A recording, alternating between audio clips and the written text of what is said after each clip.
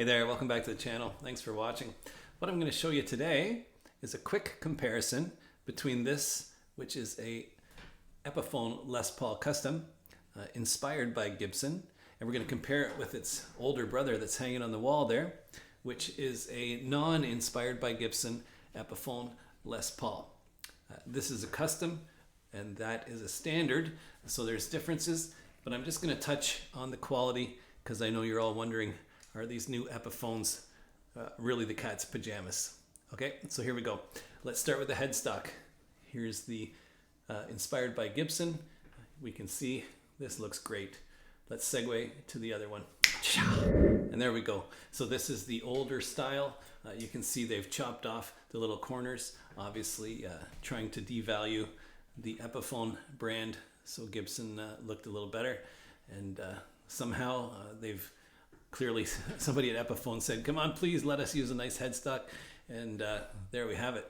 So this headstock does suck in comparison to the new one. That's my opinion. Obviously this is a standard, so it says Les Paul instead of that fancy diamond inlay. Now the older one has Grover tuners, which are great quality tuners. Let's check out the new one. Segue! And there we go. Same Grover tuners. So not an upgrade there. Could be locking tuners, I'm not sure. But all in all, same quality. The truss rod cover is the same. This one happens to be a custom, but the standard is the same. Oh, here's a quick segue. Here we go. See the truss rod cover. This one happens to say standard. The other one said custom. Now we'll take a look at the binding here. Feels fantastic, and the fingerboard feels great. Fretwork is great, and so are the inlays. Let's segue to the inspired. So there's the inspired, and you can see it's the same. Feels fantastic. The inlay work is great. The fret ends are nicely finished, and this one happens to have ebony in the fingerboard. Now, if you're looking at a custom from the older series, they would not have the ebony, so we have to give points to the inspired by Gibson for that. Moving up to the neck joint, you can see it's awesome here. Really well done. Segue! And it's awesome here as well. This is really nice.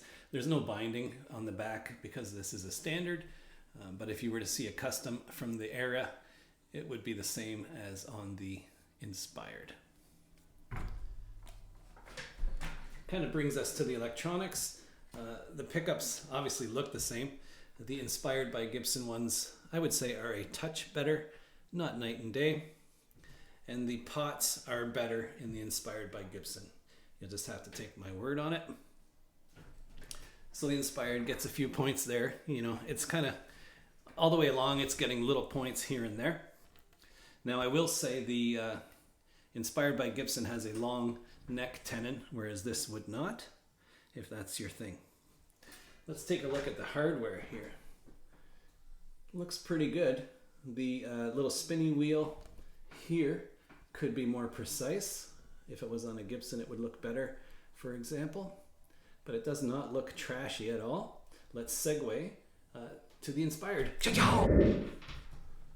So there's the inspired by Gibson, and it looks the same. That little spinny wheel, you know, it could be more precise, but definitely not trashy.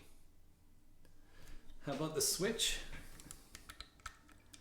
Feels okay. A little bit of play in there. You can hear it. I'd give it a 7. Let's segue. And here's the 2008. Yeah, it's got a little more play. I would give points to the inspired by Gibson for that as well. So something else that's sort of hard to show visually is the finish and how it feels. This finish feels thick. Sort of like the guitar has been coated in plastic, which is basically what it is. It does not feel cheap, it just feels thick, and this is a great feeling guitar, but let's check out the inspired by Gibson. So here's the inspired by Gibson, and you can't feel it, but trust me, it feels thinner. It feels like a nice thin finish, a little more delicate. It feels like a painted instrument that has then been finished with a nice thin layer of protectant. It doesn't feel like nitro. You can tell it's still a polyester finish, just a little more delicate, and we have to give points to them for that. So the Inspired by Gibson, it is making little points at almost every turn. So we're gonna say this is a winner. But what that doesn't mean is that the previous version was not a good guitar as well. I still prefer that one because it's a standard, but I can't help but give so many points for that headstock, the long neck tenon, the feel of the finish. All those things do add up to the playing experience being pretty cool. So, oh, I could tell you about the buttons here too, or the knobs. You can see these look just as good as Gibson's, super quality. The numbers are super crisp, and let's segue. And here's the knobs on the 2008. You know, they look a bit more like you've ordered them off Amazon, sort of thing. The numbers aren't quite super crisp. Kind of looks cheap. I do love the guitar still, but we got to give points to the Inspired for that as well.